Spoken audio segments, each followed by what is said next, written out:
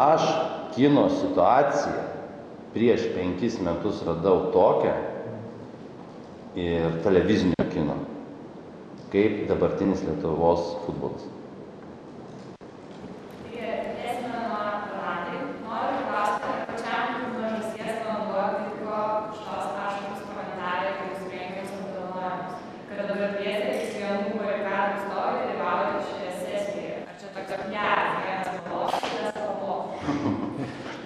Jo,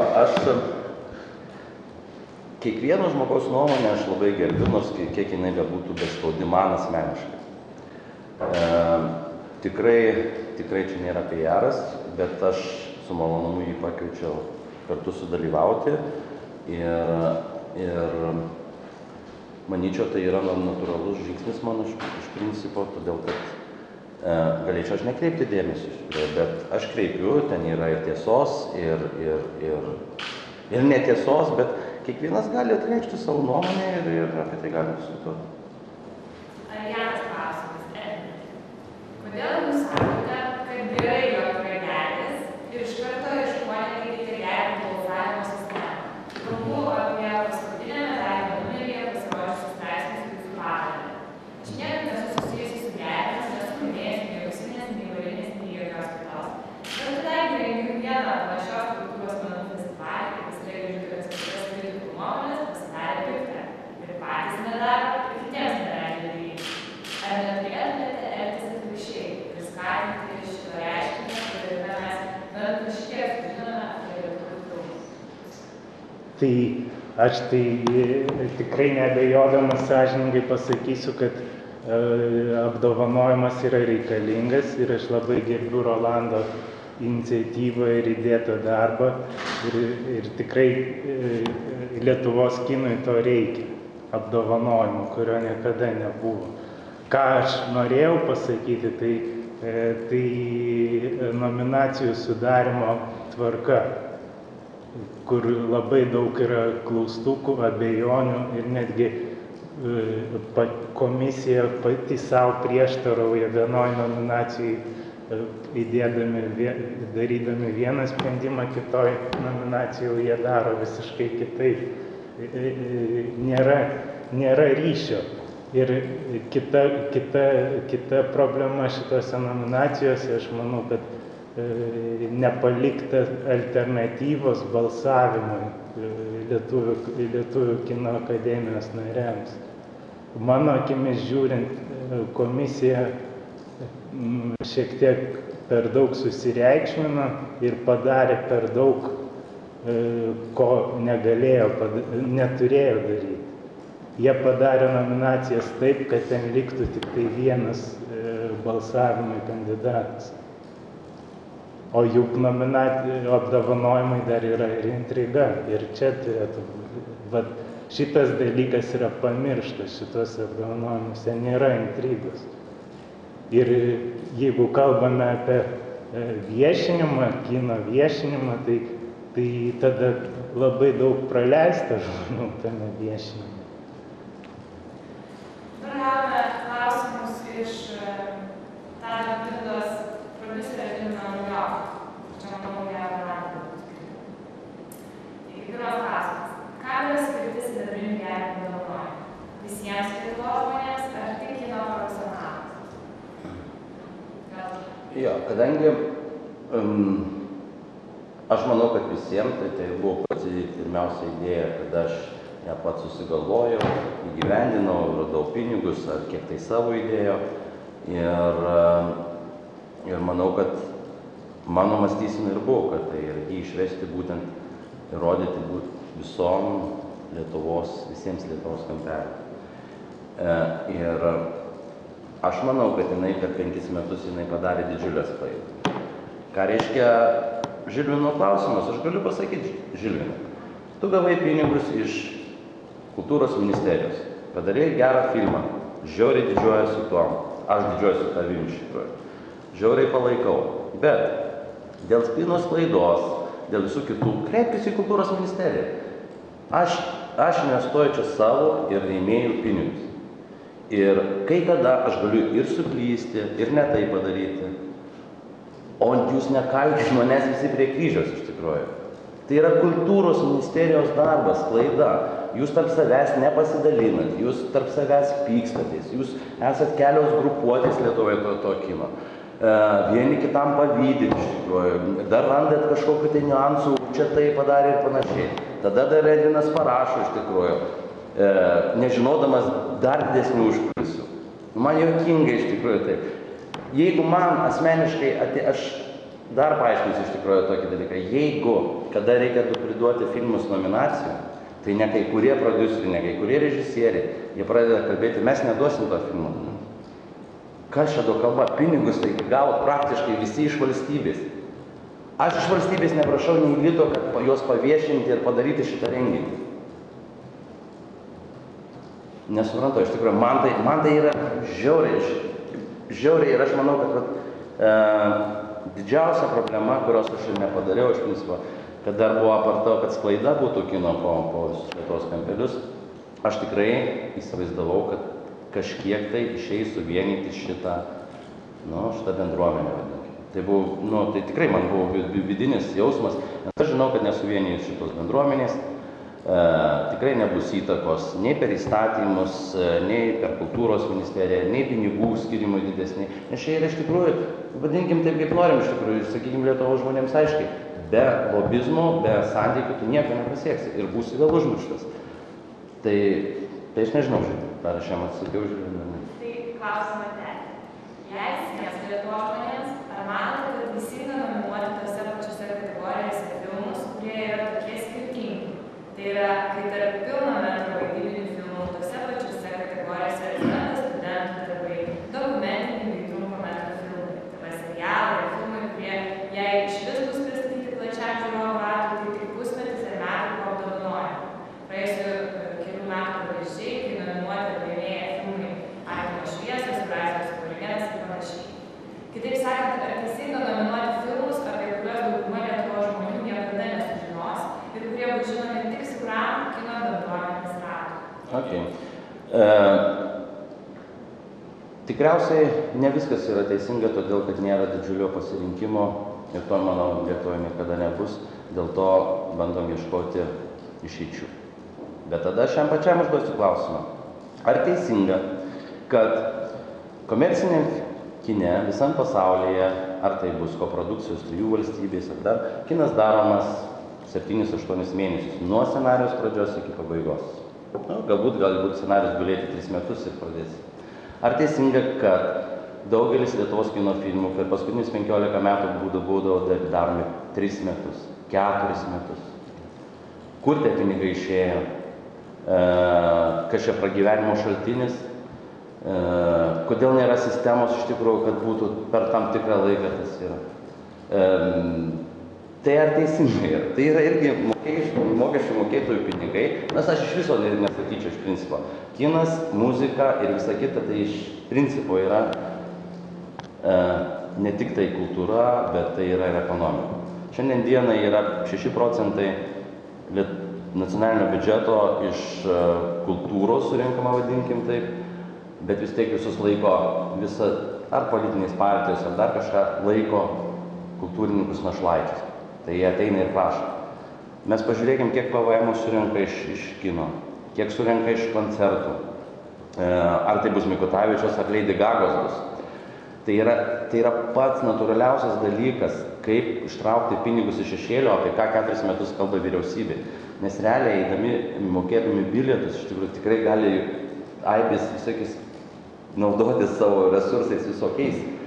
Ir jeigu parduoda už 2 milijonus, už 5 milijonus bilietų pinigų, ta prasme, tai įsivaizduokite, kiek ateina į biudžetą. Tai čia bendra problema, o dabar mane kala prie kryžiaus, ar yra labai svarbu, kad trumpo metro ir kitas ilgo metro dokumentinis filmas kartu. Ar čia yra esmė? Žmonės mėlieji, prodiuseriai galų gale. Ne tame esmė. Nusileiskit ant žemės, padėkit vienas kitam ir reikit iš tikrųjų siekti daug didesnių tikslų. Bet Rolandai, o jeigu, kai yra pasirinkimas iš pilno metražo ir yra geras, stiprus pasirinkimas ir atrankos komisija paima ir paduoda akibrokštą, tarkim, konkrečiai galim kalbėti apie operatoriaus nominaciją, kur nėra Viktoro Radzevičiaus, Miegančių drugelių karalystės tvirtovės, o atsiranda studentiškas darbas visiškai netoli. Aš manau, žiūrėkit, mes atskirkim du dalykus. Aš esu tik tai prodiuseris. Niekada per 5 metus nesikišau nei formuojant, ar žiūri kai buvo, ar taryba, ar dar kažkas, tai ir nesikišiu. Yra tam profesionalai, vieni mėgsta jos, kiti nemėgsta. Ir aš neturiu teisės, netgi diskutuoti dabar apie tai, kad komisija nusprendė vienai blogiau ar kitai blogiau. Tai yra profesionalų darbas. Ir tau kaip žurnalisto tu gali rašyti, abejoti, bet kas nuo to pasikeis? Kas, principė tai yra iš tikrųjų jūsų. Dėl to aš, pavyzdžiui, atviras esu. Aš iš tikrųjų galiu aiškiai kalbėti, kad taip tikriausiai yra klaidų. Bet ne tame esmė, esmė yra daug didesniuose dalykuose. Tai dėl to aš jau pradžioje sakiau, kad su straipsniu gali su kai kuriais momentais sutikti, gali ne. Tau atrodo, kad vienas ar operatorius, ar antro plano aktorius turėtų tada būti. Komisija galvoja kitaip. Galima diskusija, be abejo, mes po šių sidabrinių gelių tikrai bus paskelbtas pasiūlymų rinkinys, kurie galės visi teikti iš tikrųjų, kaip dar tobulinti visą tai. Bet aš dar tavo pasakymą, kad kai kurie prodiuseriai nenori teikti paraiškos. Tai mano manimu tai ir yra įrodymas, kad sidabrinė gervė kol kas neturi autoritetą. Kai kuriems kūrėjams neturi, o apdovanojimo tikslas turi būti, kad autoritetas būtų toks, kad visi norėtų pateikti ir visi net nekviečiami. Šiaip tai tu dabar jau mane asmeniškai žeidinėjai dėl autoriteto, neturėjimo sidabrinės gervės, bet aš pabandysiu paskaičiuoti iš tikrųjų, kas buvo per tos 5 metus skaičiais. Pirmas dalykas yra, lygiai prieš 5 metus Lietuvos kino sklaida buvo nulinė po rajonus, kaimus ir panašiai. Mes su kiekvienas sidabrinės gervės transliacijom pasiekėm iki 10-11%, tai yra 350 000 žiūrovų. 350 000 žiūrovų.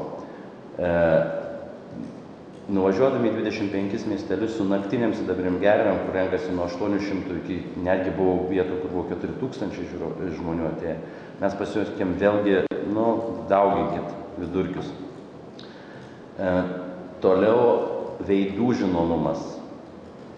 Manau, kad jeigu ne televizija, kuri turi savo ir neigiamų, ir teigiamų dalykų iš tikrųjų, mes dar nuo 2005 metų būtume žinoję aktorius Tomkų, Mainelytę, Adomaitį, Laucevičių ir dar keletą vyresnio amžiaus aktorius, kurie yra tikrai nuostabūs aktoriai, palikę didžiulį tokį taką ir nežinau, labai daug iš tikrųjų ir dėkui jiems, bet mes negalime ant to stovėti, mes turime eiti ir toliau ir mes turime matyti ir Cicėną, ir Vaškevičiūtę, ir visus kitus ir žiūrėkit, auksinių kryžiaus apdovanojimas vėl nauji išeina aktoriai. Tai čia yra, aš manau, kad tame yra daug kas pasiekti. O apie, dabar aš nežinau, ar tai yra, jums atrodo, kad tai yra neturi autoriteto. Kūrėjas. Jo, aš turiu menį, tie kūrėjai reiškiasi ką.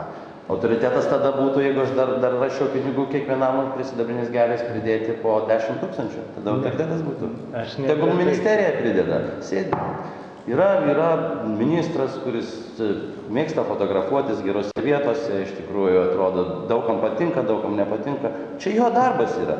Tegul jisai išrūpina, iš tikrųjų yra biudžetai. Kodėl mokesčiai 3 metus kilo? visi. Kodėl to nesirūpina? Rūpinasi dėl dviejų dokumentinių filmų, kaip suleista, kad vieno žmogus neįvertino. Problema, aišku problema, tą reikia spręsti.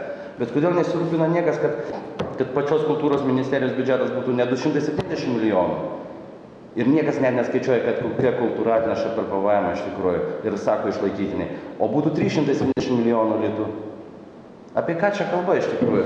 Ir tada sėdėkit savo mažuose darželiuose, kalbinkit visi skaisgirį, kad jis kažką tai daro, ar ten mamos apdovanojimus, ten iš muzikinių situacijų irgi ten gavau velniai, žinau, kiek problemų. Padaryčiau televizinius apdovanojimus, gal visi kaltinti. Nu kaltinkit iš tikrųjų, nu kas čia yra. Gal turite pavyzdžių, kokiuose šalyse yra panašūs apdovanojimai, kuriuose nominuojami tokie skirtingi savo prigimtimi kūriniai, kurie dar neturėjo, tai galbūt net jį nepavyzdžių.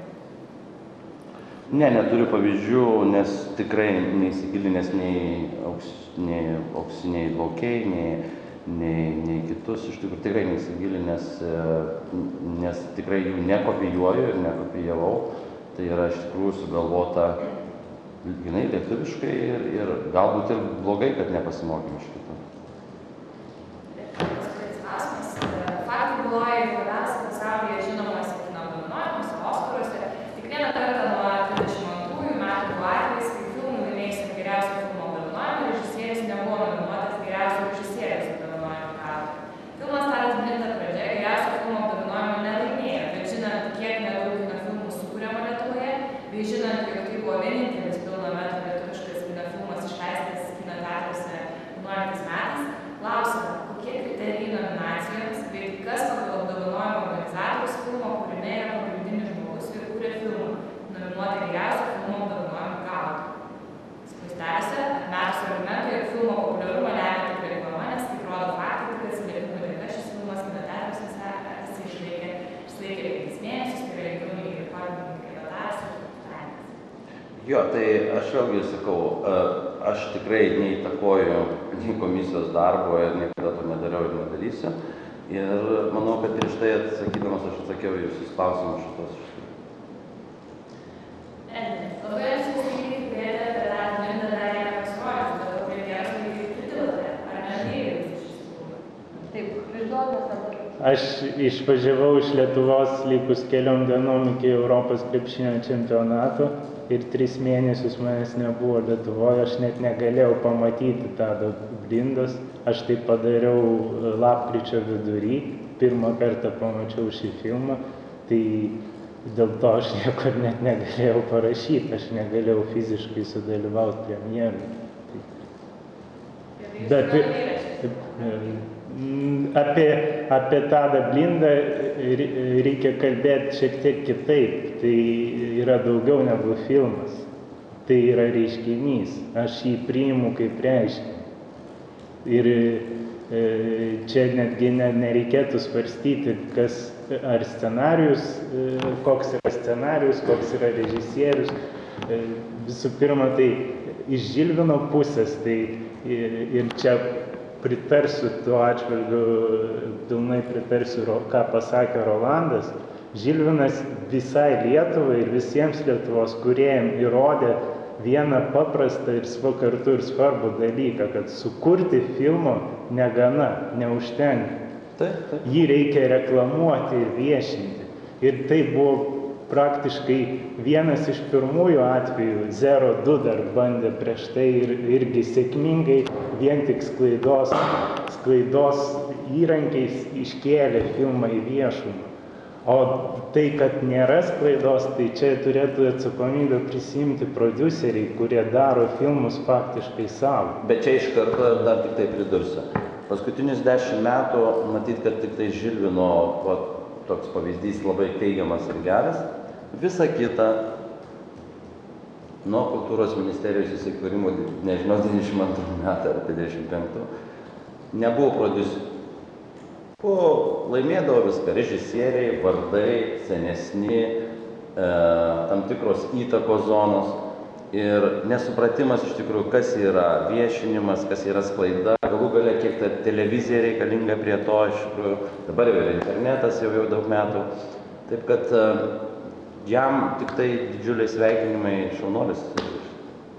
Ir dar ką Blinda reikia pažymėti, tai pirmasis ir ko gero dabar vienintelis lietuviškas filmas, kuris pats susikūrė alternatyvę distribuciją užsienio šalyse. Tai yra, kai emigravę lietuviai pageidauja filmą pamatyti ir organizuojasi seansus ir kai kur net po kelis kartus reikia grįžti. Tai čia, manau, pergalė yra. Daugiau negu 300 000 žiūrovų, ką galim čia kalbėti, bele kiek gilintis į tą filmą, neatsiranda. Lietuvoje tokių skaičių neįmanoma pasiekti, jeigu žmonės neateina 2, 3, 4 kartą. Tie patys žmonės. Ir jeigu jie atėjo po 4 kartus žiūrėti filmą, tai reiškia, filmas jiems patiko. Ir tada, tam ir reikalingos sidabrinės gervės, kad jeigu Edvinas sako, kad yra Lietuvoje 3 milijonai gyventojų ir kad jį pamatytų, ir tie, kurie negali, iš tikrųjų, negali netgi sau leisti mokėti, visą šeimą įsivaizduokit, nueina į kiną, tai jiems 100 litų, o dar reikia spragėsiai, dar kažkas, tai ne? Tai tam ir yra ir kad televizija viešintų, tam yra naktiniai sidabrinės gervės, ar tą patį dokumentiką žiūrėti. Tai čia viskas yra susiję. Labą dieną. Kasdien stengiasi pasižiūrėti sidabrinės gervės, mes stengiasi pasižiūrėti sidabrinės gervės apdovanojimus, ir galiu pasakyti, kad man tai visai patinka. Su kuo jis sveikina. Bet iš šalies vis pasigirsti replikų, neva kol Šarmienė sukuria naujų 2 normalių filmų, tokias ceremonijas rengti juokinga, nes jos atrodo stipriai pritartos. Ar jums nuoširdžiai neatrodo, kad tai, kad art yra beviltiška? Ar tai gera investicija į ją?